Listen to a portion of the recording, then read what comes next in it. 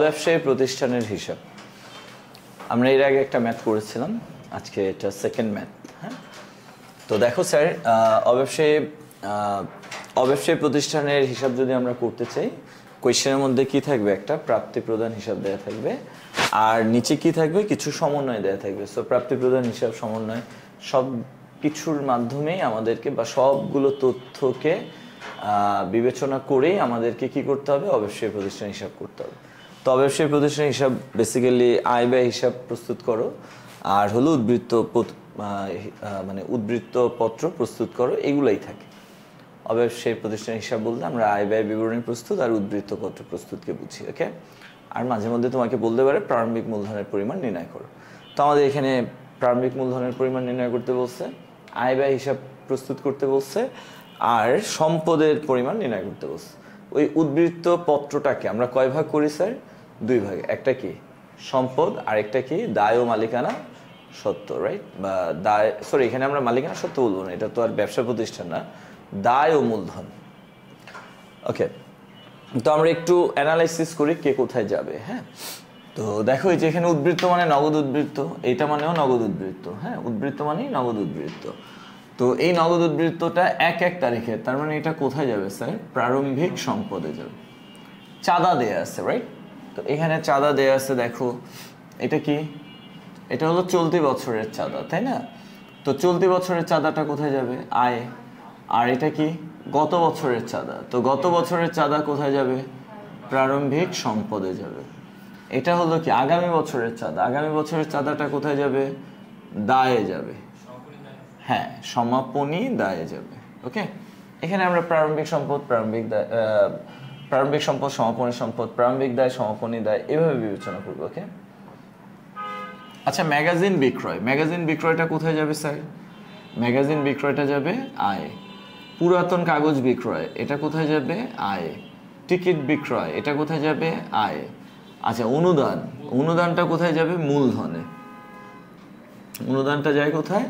মূলধনে। উইলকৃত ধন দৌলত কোথায় যাবে? মূলধনে যাবে। ওকে, এবার আমরা এখানে একটু দেখি, বেতন কোথায় যাবে? ব্যয়। ভাড়া ব্যয়। প্রাঙ্গণ উন্নয়ন, প্রাঙ্গণ উন্নয়ন, হ্যাঁ, এটা সম্পদে যাবে। প্রাঙ্গণ উন্নয়ন যাবে সম্পদে। বৈদ্যুতিক, আচ্ছা এটা কি সম্পদে যাবে? সমাপনী সম্পদ, সমাপনী সম্পদে। বৈদ্যুতিক সংস্থাপন, এটাও কোথায় যাবে? সমাপনী সম্পদে যাবে। আসবাবপত্র সেম, সমাপনী সম্পদে যাবে। আপ্যায়ন খরচ ব্যয়, ছাপা খরচ ব্যয়, ত্রাণ বিতরণ ব্যয়, এটা উদ্বৃত্ত বা নগদ উদ্বৃত্ত বছর শেষের, সো এটা যাবে কোথায়? সমাপনী সম্পদে যাবে। ওকে স্যার, আমরা বুঝতে পারলাম। আচ্ছা, এবার নিচে কিছু ইনফরমেশন দেয়া আছে। আচ্ছা, এখানে কি আছে? খেলার সামগ্রী। তো খেলার সামগ্রী এটা কোথায় যাবে বলো তো? এটা প্রারম্ভিক সম্পদে যাবে। যেহেতু এটা স্থায়ী, সো এটা আবার সমাপনী সম্পদেও যাবে। তাহলে খেলার সামগ্রী এটা প্রারম্ভিক সম্পদে যাবে, আর যে সমস্ত প্রারম্ভিক সম্পদগুলো স্থায়ী সেগুলো সমাপনীতেও যায়। যে প্রারম্ভিক দায়গুলো স্থায়ী সেগুলো সমাপনীতেও যায়। ওকে, অর্থাৎ প্রারম্ভিক সমাপনী দুই জায়গাতেই যায়। তো যাই হোক, যেহেতু এটা জানুয়ারির 1 বলছে, তাহলে আমরা এটা প্রারম্ভিক সম্পদে নিব। ভ্যান গাড়ি, এটাকেও আমরা কোথায় নিব? প্রারম্ভিক সম্পদে। আসবাবপত্র 25,000, এটাকেও আমরা কোথায় নিব বলো? প্রারম্ভিক সম্পদে। বকেয়া বেতন, এটা প্রারম্ভিক দায়। ওকে, এটা প্রারম্ভিক দায়, আর কি হবে জানো? এই বছরের বেতন থেকে বাদ যাবে। ওকে, তো এই যে গত বছর বকেয়া বেতন, ওই বেতনটা আমরা চলতি বছরে পরিশোধ করেছি। সো চলতি বছরের বেতনের মধ্যে এই গত বছরের বকেয়া বেতনটা কি আছে? অন্তর্ভুক্ত করা আছে। সো আমরা এই বকেয়া বেতনটাকে প্রারম্ভিক দায়ে নিব, আর চলতি বছরের যে বেতন 15,000 এখান থেকে আমরা বাদ দিয়ে দিব। ওকে স্যার, এরপরে দেখো অগ্রিম ভাড়া। আচ্ছা, অগ্রিম ভাড়া, এই অগ্রিম ভাড়াটা কি বলো তো? অগ্রিম ভাড়াটা কি? অগ্রিম ব্যয়। অগ্রিম ভাড়াটা কি? অগ্রিম ব্যয়। তার মানে এটা সম্পদ, সো এটা কোথায় যাবে? এটা প্রারম্ভিক সম্পদে যাবে। অগ্রিম ভাড়াটা কোথায় যাবে? প্রারম্ভিক সম্পদে যাবে। আচ্ছা, তোমরা একটা বিষয় চিন্তা করছো যে বকেয়া ব্যয় যদি চলতি বছরের ব্যয় থেকে বাদ যায়, তাহলে অগ্রিম ব্যয়টা চলতি বছরের ব্যয়ের সাথে কি হবে? যোগ হবে। সো আমরা এই 1000 টাকাকে ভাড়ার সাথে কি করব, যোগ করে দেব। বুঝতে পারলাম? তাহলে গত বছরের বকেয়া ব্যয় বা প্রারম্ভিক বকেয়া ব্যয় চলতি বছরের ব্যয় থেকে কি হবে, বাদ যাবে। গত বছরের অগ্রিম ব্যয় বা প্রারম্ভিক অগ্রিম ব্যয় এটা চলতি বছরের ব্যয়ের সাথে কি হবে, যোগ হবে।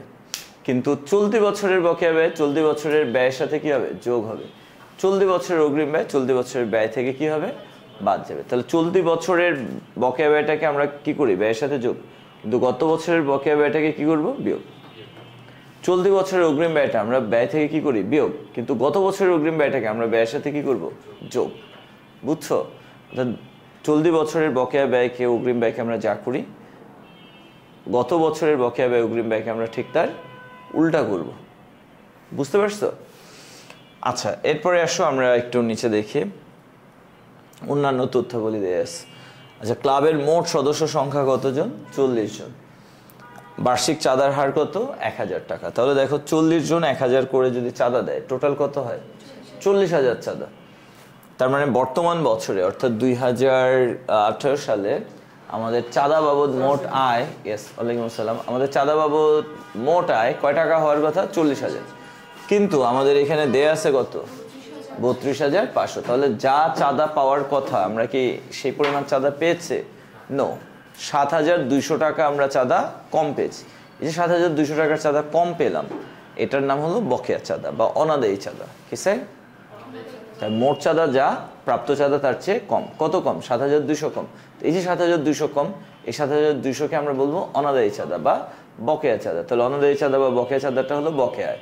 সো এটা কি হবে, আয়ের সাথে যোগ হবে। অর্থাৎ এই 2018 সালের আয়ের সাথে আমরা 7,200 কি করব, যোগ করব। আর এটাকে কোথায় নিয়ে যাব, সমাপনী সম্পদে। কোথায়, সমাপনী সম্পদ। তাহলে এইখানে সমাপনী সম্পদ, তাই না? এই জায়গায় কি আছে, সমাপনী সম্পদ আছে।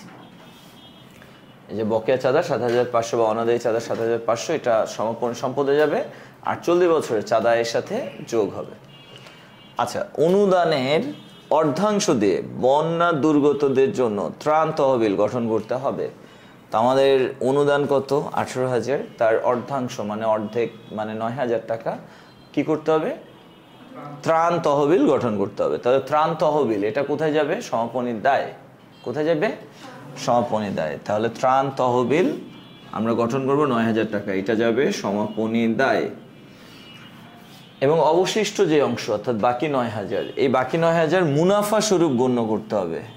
তাহলে অনুদানের মুনাফা জাতীয় অংশটাকে আমরা কোথায় নিব, আয়। কোথায় নিব, আয়। তার মানে অনুদানের অস্তিত্বই থাকবে না।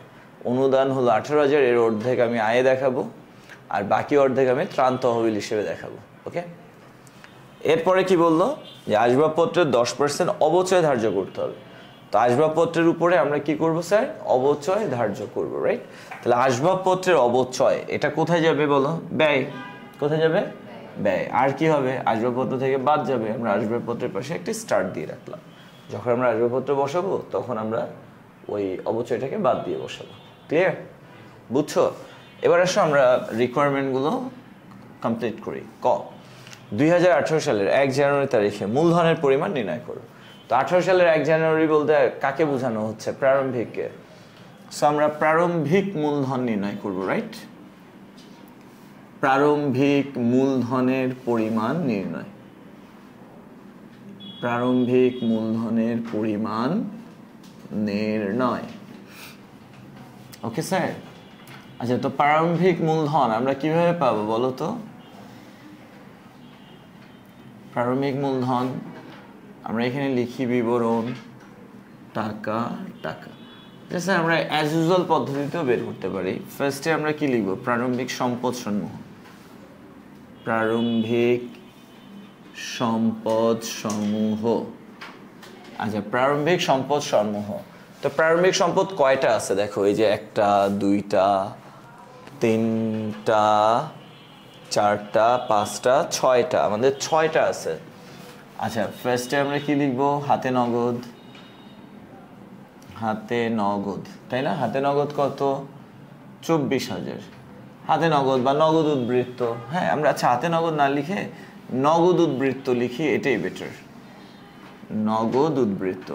নগদ উদ্বৃত্ত কিন্তু দুইটা আছে, আমরা লিখতেছি প্রারম্ভিকগুলো। এরপরে আমরা কি লিখবো? বিগত বছরের বকেয়া চাঁদা, বিগত না গত বছরের। হ্যাঁ আচ্ছা, গত বছরের, তোমরা গত আর বিগত বুঝো? ওই যে ও বই পড়ে তো এর জন্য বুঝে। গত মানে শুধুমাত্র আগের বছরটা, আর বিগত মানে আগের যত বছর আছে সব। আচ্ছা, তো এইখানে কত হবে স্যার? 4500। এরপর প্রারম্ভিক সম্পদ কি আছে বলো? খেলার সামগ্রী। আচ্ছা, খেলার সামগ্রী, খেলার সামগ্রী কত টাকা স্যার? খেলার সামগ্রী 13,000 টাকা। এরপরে কি আছে? ভ্যান গাড়ি। ওকে, ভ্যান গাড়ি কত স্যার? ভ্যান গাড়ি 25,000 টাকা। এরপরে কি আছে বলো? আসবাবপত্র, আসবাবপত্র, আসবাবপত্র কত? 25,000 টাকা, তাই না? আর কি আছে? অগ্রিম ভাড়া, অগ্রিম ভাড়া, অগ্রিম ভাড়া কত? 1000। আর তো কিছু নাই। না, এটা তো প্রারম্ভিক থেকে না, এটা তো সমাপনীতে বাদ যাবে স্যার। তাহলে আমরা এখানে কি লিখবো? মোট প্রারম্ভিক সম্পদ, মোট প্রারম্ভিক সম্পদ কত হবে? মোট প্রারম্ভিক সম্পদ যোগ করলে আচ্ছা 24,000 যোগ 4,500 যোগ 13,000 যোগ 25,000 যোগ 25,000, 25,000 দুইটা না, যোগ 1,000, 92,500, রাইট? 92,500 হলো। এইখান থেকে আমরা বাদ দিব কি বলতো? প্রারম্ভিক দায়। আচ্ছা, তোমরাই বলো প্রারম্ভিক দায় কয়টা আছে আমাদের? প্রারম্ভিক দায়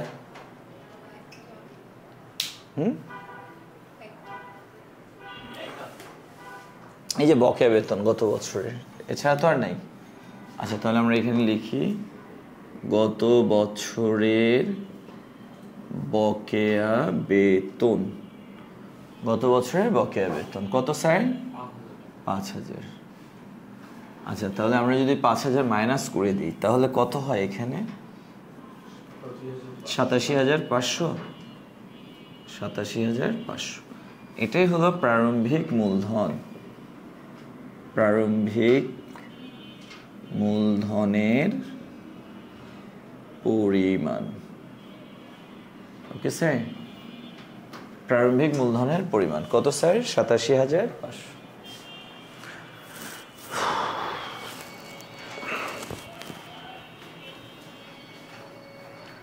আচ্ছা, সবাই লিখেছো? ফাইন, তাহলে আমরা ক করে ফেললাম। তো দেখো, আমরা ম্যাথটাকে অ্যানালাইসিস করে নিই যদি ফার্স্টে, তাহলে কিন্তু রিকোয়ারমেন্টগুলো ফুলফিল করা অনেক ইজি, রাইট? ভুল হওয়ার কোনো পসিবিলিটি নেই।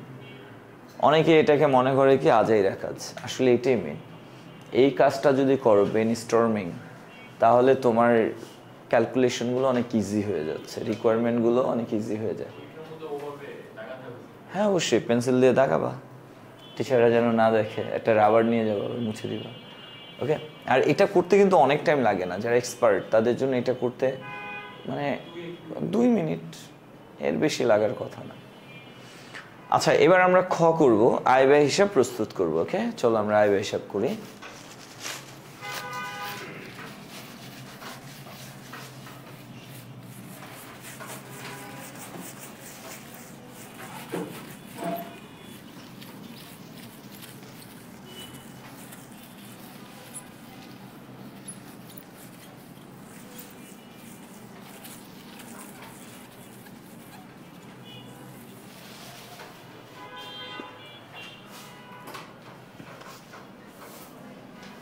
আচ্ছা, আমরা খ করতেছি।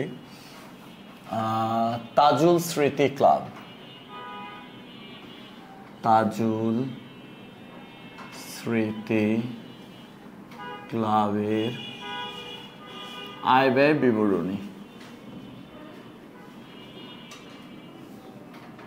আয় ব্যয় বিবরণী 31 ডিসেম্বর 2018 সালের সমাপ্ত বছরের জন্য।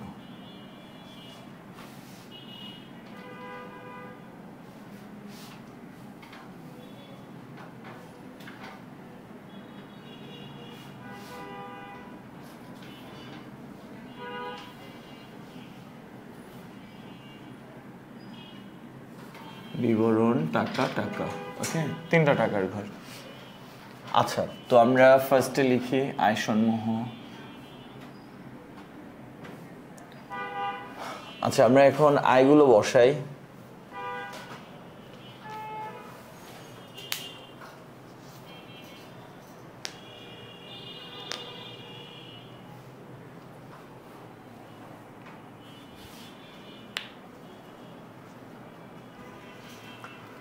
আচ্ছা স্যার, একটা বিষয়ে দেখো, এই যে ফরম্যাটটা, আমরা যে ফরম্যাটটা করি এটাকে স্টেটমেন্ট বলা হয়, হ্যাঁ, তালিকা পদ্ধতি।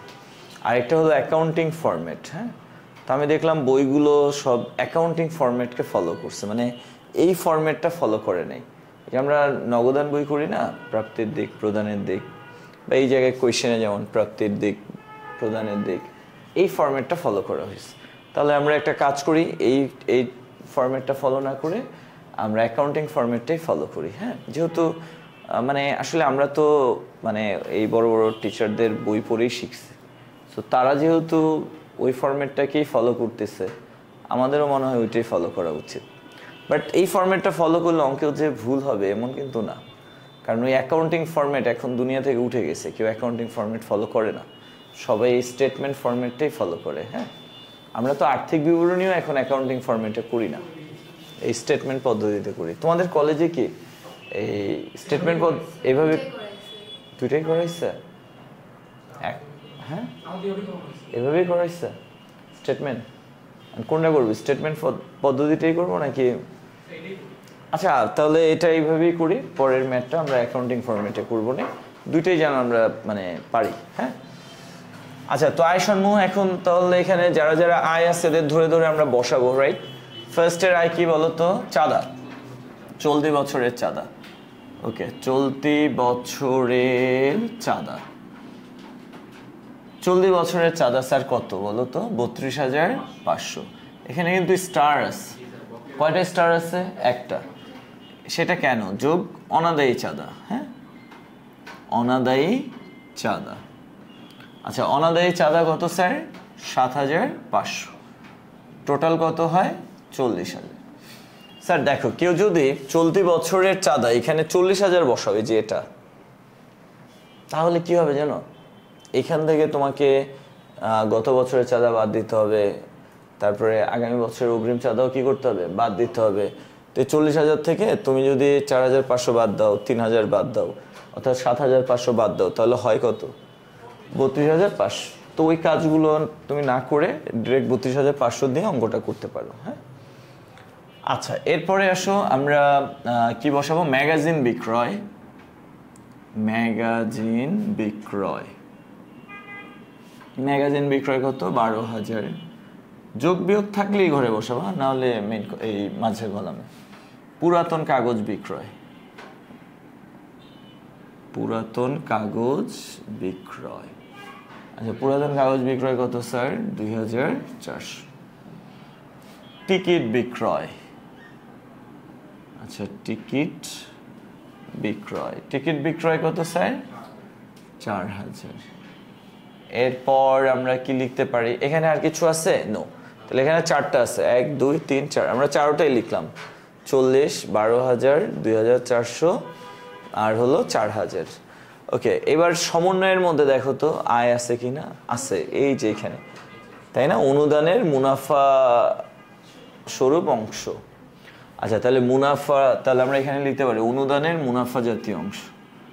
অনুদানের মুনাফা জাতীয় অংশ, রাইট? আচ্ছা, তো অনুদান কত? 18,000, এটার অর্ধাংশ কি হবে?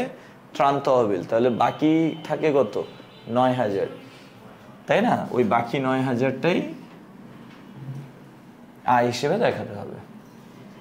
আর কিছু আছে? নাই। এবার আমরা যদি যোগ করি কত হয় দেখো, যোগফল 40,000 যোগ 12,000 যোগ 2,400 যোগ 4,000 যোগ 9,000 ইকুয়াল 67,400। 67,400। এটাকে আমরা কি বলতে পারি স্যার? মোট আয়। কি বলতে পারি? মোট আয়। ওকে, এবার এখান থেকে আমরা বাদ দিব কি স্যার? ব্যয় সমূহ, রাইট? আচ্ছা, ব্যয় সমূহ। তো আমরা একটু দেখি এখানে কি কি ব্যয় আছে। অ্যাট ফার্স্ট কি আছে বলো? বেতন। আচ্ছা, আমরা এখানে লিখলাম বেতন কত? 15,000। এখান থেকে মাইনাস করতে হবে কি? গত বছরের বকেয়া বেতন, তাই না? বলো, গত বছরের বকেয়া বেতন। এই যে এখানে যেটা দেয়া আছে গত বছরের বকেয়া বেতন। হ্যাঁ, চলতি বছরের বকেয়া হলে যোগ হইতো, বাট এটা তো গত বছরের বকেয়া, এই কারণে কি হবে? বিয়োগ। আচ্ছা, তাহলে এখানে কত হচ্ছে স্যার? 10,000। অ্যান্ড দেন আমরা কি লিখবো বলো তো? ভাড়া। আচ্ছা, ভাড়া কত? 9,000 লিখলাম। এখন ভাড়াতে স্টার আছে কেন? এখানে যোগ হবে গত বছরের অগ্রিম ভাড়া। দেখো, সাধারণত অগ্রিম ভাড়া আমরা কি করি? ভাড়া থেকে বাদ দিই, বাট এখানে কেন যোগ করতেছি? বিকজ এটা গত বছরের, তাই চলতি বছরের বকেয়া বেতনটা যোগ হয়, বাট গত বছরের বকেয়া বেতন হয় বিয়োগ দিছি। চলতি বছরের অগ্রিম ভাড়া কি হয়? বিয়োগ হয়, বাট গত বছরের অগ্রিম ভাড়া হওয়ার কারণে যোগ দিয়েছি। ওকে, কত স্যার? 10,000। বুঝতে পারলাম? আচ্ছা, এরপরে আর কি ব্যয় আছে বলো? আপ্যায়ন খরচ আছে। আপ্যায়ন খরচ। আপ্যায়ন খরচ কত স্যার? 5,000। অ্যান্ড দেন ছাপা খরচ। আচ্ছা, ছাপা খরচ। ছাপা খরচ কত? 7,500। অ্যান্ড দেন ত্রাণ বিতরণ আছে। ত্রাণ বিতরণ। ত্রাণ বিতরণ কত স্যার? 10,200। ত্রাণ বিতরণ 10,200। আর কিছু আছে? আছে, এই যে আসবাবপত্রের অবচয় আছে। আসবাবপত্রের অবচয়। ওকে স্যার, আসবাবপত্রের অবচয়টা আমি তোমাদের একটু ক্যালকুলেট করে দেখাই। এখানে আসবাবপত্র বছরের শুরুতে কত ছিল? 25,000। তো এই 25,000-এর উপরে আমরা কয় পার্সেন্ট ধরতেছি? 10%, পুরো বছরের। হ্যাঁ, প্লাস এই 10% মানে পুরো বছরের অবচয়। আমরা নতুন করে আসবাবপত্র কিনেছি কত? 15,000। এই 15,000-এর উপরেও আমরা কি ধরবো? অবচয় ধরবো। কয় পার্সেন্ট অবচয় ধরবো? 10%। কিন্তু এই 15,000-এর উপর কি পুরো বছরে ধরবো? না, কারণ এটা আমরা কিনেছি একসাথে। তো 7 থেকে আমরা কাউন্ট শুরু করব 12 পর্যন্ত। 6 মাস হয়, তাহলে উপরে 6, নিচে কত? 12। তাহলে এখানে হয় 2,500 প্লাস এখানে কত হয়? 750 ইকুয়াল 3250, তাই না? বলো, 3250 টাকা। এটা হলো অবচয়। তাহলে আমরা এখানে অবচয় লিখতেছি 3250। এখন কেউ যদি টিকাতে দেখাও, টিকায় যে অবচয় দেখাতে পারো, এটা না দেখালেই যে মার্কস কাটবে তাও না, উচিত না মার্কস কাটা এটার জন্য। তো স্যার আমরা এখানে মোট ব্যয় পেয়ে গেলাম। মোট ব্যয়। আচ্ছা, মোট ব্যয় কত হবে বলো? 10, 10, 20 আর 5 কত? 15, সরি 25। 25,000-এর সাথে যোগ 7,500 যোগ 10,200 যোগ 3,250, তাহলে কত হয় স্যার? 45,950। ঠিক আছে? ঠিক আছে। এবার আমি যদি এখান থেকে 67,400 টাকা মাইনাস করি তাহলে কত হয়? 21,450 টাকা। ক্লোজ। এই যে 21,450, এটার নাম কি হবে বলো তো? ব্যয়াতিরিক্ত আয়। কি হবে? ব্যয়াতিরিক্ত আয়। ব্যয়াতিরিক্ত আয়, অর্থাৎ ব্যয়ের চেয়ে অতিরিক্ত আয়। এখানে নেট মুনাফা লেখা যাবে না। ওকে, বুঝতে পারলাম স্যার? আচ্ছা, সবাই করেছো? টিচাররাই তো সদাচরণ করে না, উল্টা উল্টা প্রশ্ন করে, পোলাপেন্ডে ফেল করায়।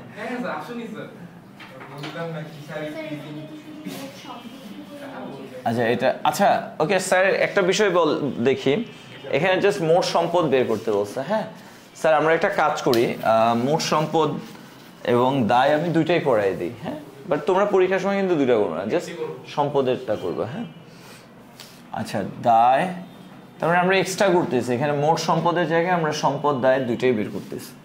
আচ্ছা, দায় ও মূলধন, এটা ক্রেডিট দিকে টাকা, আর এখানে কি হবে, সম্পত্তি সমূহ টাকা। স্যার কথা না প্লিজ, আমাকে হেল্প করো। আচ্ছা তাহলে আমরা আগে দায়ের দিকটা কভার করি। দায়, আচ্ছা একটু বল, এখানে দায় বলতে কোন দায়গুলো আসবে? সমাপনী দায়।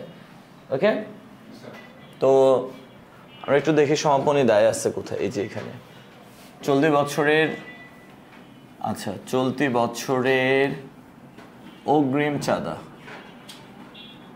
ওকে, চলতি বছরের অগ্রিম চাঁদা কয় টাকা স্যার? 3000। চলতি বছরের অগ্রিম চাঁদা কত? 3000। ওকে, এখানে আর সমাপনী দায় কি আছে? নাই। এই যে এখানে আছে কি, ত্রাণ তহবিল। ত্রাণ তহবিল, আচ্ছা ত্রাণ তহবিল কয় টাকা আছে? ত্রাণ তহবিল 9000 টাকা। বুঝতে পারলাম? এরপরে কি আছে বলো? আচ্ছা অনুদান ছিল, তাই না? আমরা এখানে অনুদানটা যদি লিখি, অনুদান কত ছিল? 18000 মাইনাস ত্রাণ তহবিল গঠন, মাইনাস ত্রাণ তহবিল গঠন কত স্যার? 9000। থাকে কত? 9000। এটা থেকে মাইনাস কি হবে? মুনাফা জাতীয়, মুনাফা জাতীয় অংশ কত স্যার? 9000। তাহলে এখানে কিছুই থাকে না। এরপর আমরা কি লিখবো? প্রারম্ভিক মূলধন, তাই না? আচ্ছা প্রারম্ভিক মূলধন, বলো স্যার প্রারম্ভিক মূলধন কত টাকা? 87,500। আচ্ছা প্রারম্ভিক মূলধনের সাথে আমরা যোগ করব কি? ব্যয়াতিরিক্ত আয়, ব্যয়াতিরিক্ত আয়। আচ্ছা আমাদের ব্যয়াতিরিক্ত আয় কত টাকা হয়েছে?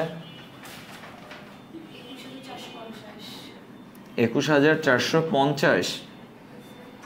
ওকে, তো ব্যয়াতিরিক্ত আয় আমরা যোগ করলাম, করলে কত হয়? 87,500 যোগ 21450, তাহলে হচ্ছে কত? 1,08,950। এটার সাথে আমরা যোগ করব কি বলতো? এটার সাথে যোগ করতে হবে উইলকৃত ধন দৌলত, রাইট? উইলকৃত ধন দৌলত। আচ্ছা উইলকৃত ধন দৌলত কত? 30,000 টাকা। তাহলে টোটাল কত হচ্ছে? 1,38,950। এটার নাম কি? সমাপনী মূলধন, সমাপনী মূলধন 1,38,950। ওকে, এবার যদি আমি এগুলোকে যোগ করে দেই, আচ্ছা এটা আমরা একটু পরে যোগ করি, হ্যাঁ, বা করলেও এটা সবার নিচে নিয়ে যোগ করি। 1,38,950 যোগ 9,000 যোগ 3,000 ইকুয়াল 1,20,950। ওকে, আমরা মোট পেয়ে গেলাম। এটার নাম হলো মোট দায় ও মূলধন, মোট দায় ও মূলধন। ওকে, আচ্ছা এবার আমরা সম্পদ বসাই। হ্যাঁ, ফার্স্টে আমরা চলতি সম্পদগুলো বসাবো। তো সমাপনী সম্পদের দিকে আমরা একটু তাকাই। এটা স্থায়ী, এটাও স্থায়ী, এটা স্থায়ী। এই যে হাতে নগদ, এটা চলতি। তাহলে আমরা লিখতে পারি নগদ উদ্বৃত্ত, সমাপনী নগদ উদ্বৃত্ত, যেটাই লেখো 45,700, 45,700 নগদ উদ্বৃত্ত। অ্যান্ড দেন আমরা কি বসাবো, সমাপনী সম্পদ। এই যে এখানে একটা আছে, এটা হলো অনাদায়ী চাঁদা, চলতি বছরের অনাদায়ী চাঁদা। তো চলতি বছর অনাদায়ী চাঁদা কত ছিল? ৭৫০০। ওকে, তার মানে আমরা এই সমাপনী সম্পদ বসালাম, এই সমাপনী সম্পদটা বসালাম। ওকে, এখন আমরা কাকে বসাবো বলো? আর তো চলতি কোনো সম্পদ নাই, আছে বলো? নাই। তাহলে এবার আমরা স্থায়ীগুলাই বসানো শুরু করি। প্রাঙ্গণ উন্নয়ন বসাই। প্রাঙ্গণ উন্নয়ন, আচ্ছা প্রাঙ্গণ উন্নয়ন কত টাকা স্যার? ২০,০০০। এরপরে বৈদ্যুতিক সংস্থাপন বসাতে পারি। বৈদ্যুতিক সংস্থাপন, আচ্ছা বৈদ্যুতিক সংস্থাপন কত টাকা স্যার? ৩,০০০ টাকা। এরপরে আমরা আসবাবপত্র লিখি। আসবাবপত্র কত? আচ্ছা বছরের শুরুতে কত ছিল? ২৫,০০০ যোগ আসবাবপত্র ক্রয়। আসবাবপত্র ক্রয় আমরা কত ক্রয় করেছি বলো তো স্যার? আসবাবপত্র ১৫,০০০। আসবাবপত্র ক্রয় হলো ১৫,০০০। টোটাল কত হয়? ৪০ মাইনাস পুঞ্জীভূত অবচয়। পুঞ্জীভূত অবচয়, আসবাবপত্রের পুঞ্জীভূত অবচয় আমরা কত পেয়েছিলাম জানো? সরি, ৩,২৫০। ওকে, তো এটাকে যদি মাইনাস করে দিই, ৪০,০০০ মাইনাস ৩,২৫০, তাহলে হয় ৩৬,৭৫০। ৩৬,৭৫০ হলো স্যার। আচ্ছা আসবাবপত্রের ঝামেলা গেল, এবার কি হবে বলো? আসবাবপত্রের পর খেলার সামগ্রী আছে। আচ্ছা আমরা লিখি খেলার সামগ্রী। খেলার সামগ্রী কত? ১৩,০০০। এরপরে আছে কি? ভ্যান গাড়ি। আচ্ছা ভ্যান গাড়ি আছে ২৫,০০০। আর তো কিছু নাই, আর কিছু আছে? নো। আচ্ছা এবার আসো আমরা যোগ করে ফেলি, তারপর একটু ক্রস চেক দাও। আর আনার মতো কেউ আছে? সমাপনী নগদ আসছে, চলতি বছরের বকেয়া চাঁদাও আসছে, প্রাঙ্গণ উন্নয়ন ব্যয় আসছে, তারপর হলো বৈদ্যুতিক সরঞ্জাম আসছে, স্থাপনা আসছে, আসবাবপত্র আসছে, খেলার সামগ্রী, ভ্যান গাড়ি। ওকে ফাইন, আর এখানে আসার মতো কেউ নেই। এবার মিলে যাবে অঙ্ক। ৪৫,৭০০ plus ৭,৫০০ plus ২০,০০০ plus ৩,০০০ plus ৩৬,৭৫০ plus ১৩,০০০ plus ২৫,০০০।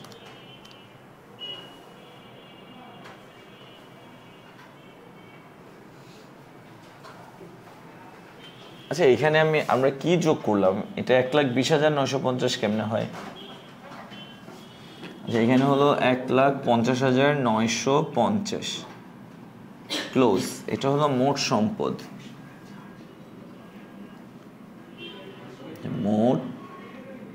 মোট সম্পদ। ওকে, আচ্ছা এই জায়গাটা যদি যোগ করি তাহলে ৩,০০০ যোগ ৯,০০০ যোগ ১,৩৮,৯৫০। হ্যাঁ মিলে গেছে, ১,৫০,৯৫০ মিলে গেছে। ওকে, তাহলে মোট দায় ও মূলধন এবং মোট সম্পদ দুইটা পক্ষ কি হয়েছে? মিলে গেছে। আচ্ছা এখন আমি তোমাদেরকে যেটা বলবো স্যার, ধরো এটা যদি তোমার কলেজে আসে বা বোর্ডে আসে, তাহলে কি তুমি এতটুকু করবা? উত্তর হলো না, তুমি জাস্ট এতটুকু করবা। হ্যাঁ, ওই যে বিবরণ টাকা দিয়ে জাস্ট এই সেটটুকু করবা। বাট আমি তোমাদেরকে দুই সাইডটাই দেখিয়েছি। হ্যাঁ, আচ্ছা আমি আরেকটা কথা বলি, যেমন ধরো এখানে ত্রাণ বিতরণ কত? ১০,২০০। এই ত্রাণ বিতরণকে আমরা ব্যয় হিসেবে দেখিয়েছি। ওকে, ত্রাণ বিতরণকে ব্যয়। এখন যদি তুমি চাও ত্রাণ বিতরণকে সম্পদ হিসেবেও দেখাতে পারো, অথবা ত্রাণ তহবিল থেকে মাইনাস করেও দেখাতে পারো যে ত্রাণ তহবিল এত, এখান থেকে ত্রাণ বিতরণ বাদ কত। কিন্তু এখানে মাইনাস করতে গেলে যেমন আমার ত্রাণ তহবিল আসবে কত? ৯,০০০। তো তো ৯,০০০ থেকে আমি ১০,২০০ মাইনাস করলে রেজাল্টটা নেগেটিভ দেখায়, কেমন না? ধরো এখানে যদি দেখায় তো ত্রাণ তহবিল ধরো ২০,০০০, এখানে দেখালো ত্রাণ বিতরণ কত ১০,২০০, তাহলে আমি ত্রাণ তহবিল থেকে ত্রাণ বিতরণটা কি করে মাইনাস করে তহবিলটা কম দেখাতে পারতাম। কিন্তু এইখানে ত্রাণ তহবিল কত ৯,০০০, এখান থেকে তুমি ১০,২০০ বাদ দিতে পারো, বাট আই থিঙ্ক এটা নেগেটিভ রেজাল্ট আসে, এই কারণে আমি ত্রাণ বিতরণটাকে ব্যয় দেখাইছি, ওকে, আর ওই ত্রাণ তহবিলটাকে দায় দেখাইছি। ওকে স্যার, বুঝছো? তবে ত্রাণ তহবিল থেকে ত্রাণ বিতরণ মাইনাস করে দেখানোটাই ভালো, উচিত এটা। ওকে, বাট ওই যে নেগেটিভ হবে দেখে আমি ওইভাবে দেখাইনি। তো স্যার সবাই বুঝতে পেরেছো? গুড। তাহলে আমরা অলরেডি 2টা ম্যাথ করে ফেললাম। আই থিঙ্ক এই অধ্যায়টার ম্যাথগুলো এখন পারা যাবে, রাইট? ইজি না? আচ্ছা, তো আমি যে 2টা ম্যাথ করাইছি, 2টা ম্যাথ তোমাদের হোমওয়ার্ক, এই 2টা ম্যাথ খুব ভালো করে আসবে, হ্যাঁ?